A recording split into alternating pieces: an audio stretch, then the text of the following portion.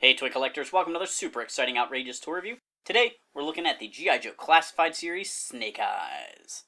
There was a special exclusive version of Snake Eyes released through Hasbro Pulse. This is the retail version.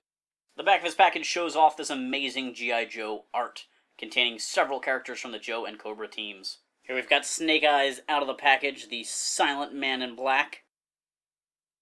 I've got to say, initial thoughts, I think he's well sculpted. He comes with a ton of gear.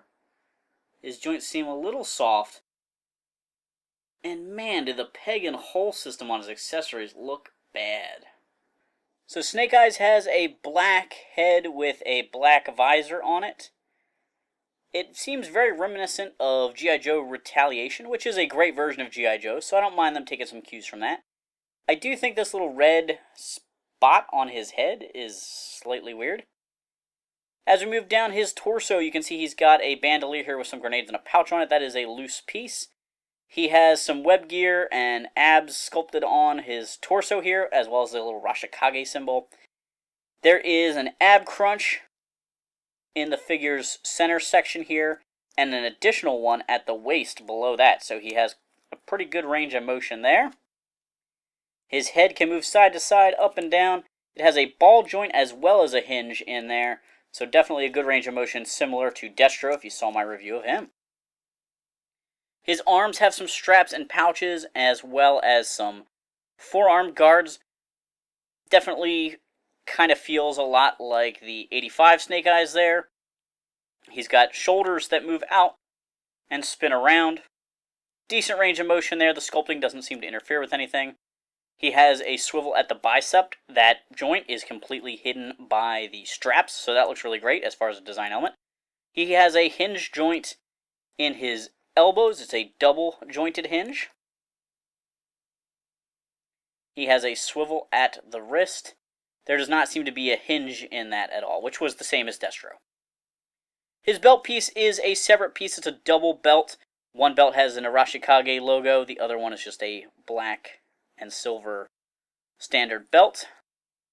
They sit nicely over his sculpted pants.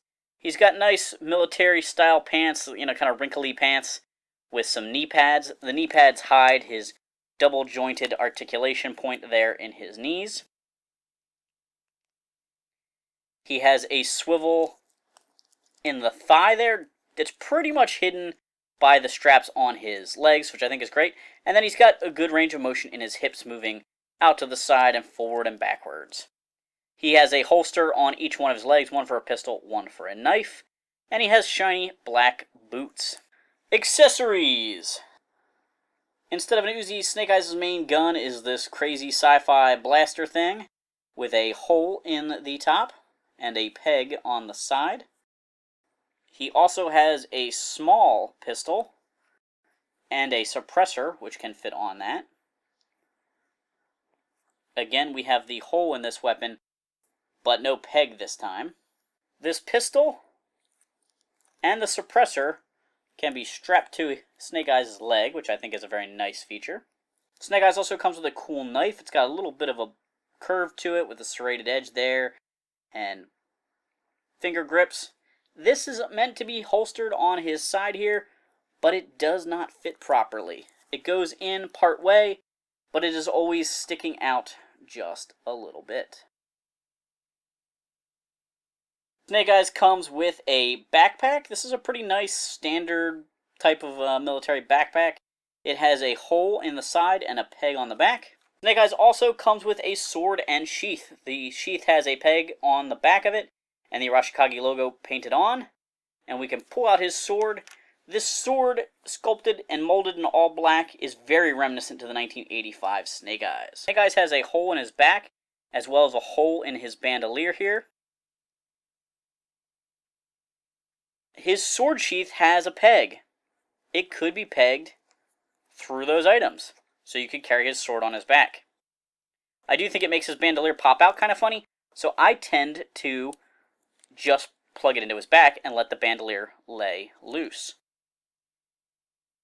It is possible to plug the sword just into the bandolier, but it's a little bit trickier.